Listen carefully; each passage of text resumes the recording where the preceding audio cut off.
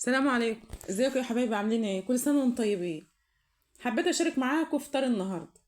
عملت رز معمر وعملت سلطه وعملت بطاطس محمره، واللي كان مطلوب مني ان انا اعمل سمك ويكون مشوي.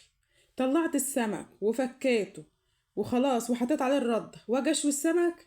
عملتها فيها الانبوبه مفيش غاز. تعالوا نشوف انا عملت ايه.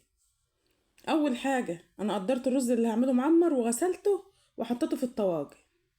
تمام لحد كده تمام. ارش عليه الملح بتاعه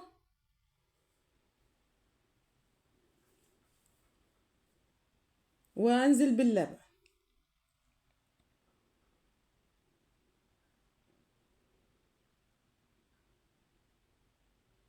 احطه بقى في الفرن. طبعا اللبن مش عندي كتير فزودته ميه.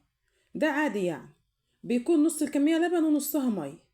في الرز المعمر شغلت على الفرن وشغلت عليه الشواية زي ما انتم شايفين كده ما شاء الله. كده مهمة الرز خلصت. عملت التمليحة او التشريش على حسب ما بنقولوها بتاعت السمك.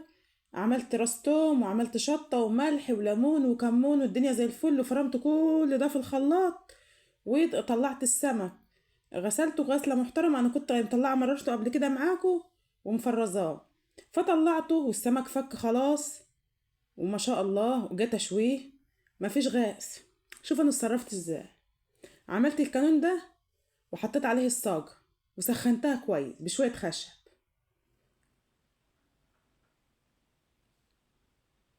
حطوا اللايك يا جماعة وصلوا على النبي في الكومنتات واشتركوا معايا وقولوا لي تسلم ايديك.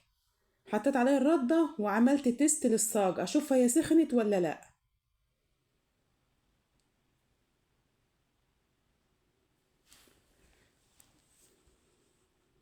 الردة دي النخالة بتاعت القمح يا جماعة. بعمل كفر للسمك. دي التشريشة والتملحة اللي انا عملتها. قطعت عليها عود خضار. شوف انا عملت تيست للصاج اهي. لا هي كده سخنت خالص ما شاء الله. حطوا اللايك يا جماعة وصلوا على النبي في الكومنتات واشتركوا معايا. هرص السمك بقى وابدأ اشوي فيه. اول ما ياخد لون بقلب السمك الناحية التانية. ايه رأيكم بقى في طريقة الشوي الجديدة دي؟ ولا فرن ولا غيره. ما شاء الله شايفين السمك خد لون حلو ازاي. اللي حطيتها في الاول يا جماعة انا وقفتها على سيفها الجهة اللي يم البطن عشان تستوي كويس او تتلدن كويس. بنزل بقى بالتمليحة اللي معايا والتشريشة اللي معايا. والسمك طالع سخن كده.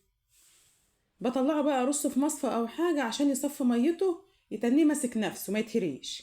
لو انت اول مرة تشوفين ما تنسنيش باللايك والشير والاشتراك يا جماعة. يلا نعمل بقى ايه شوية سلطة حلوين. عملت السلطة وحمرت شوية بطاطس ورصيت الفطار. وش... شايفين ما شاء الله.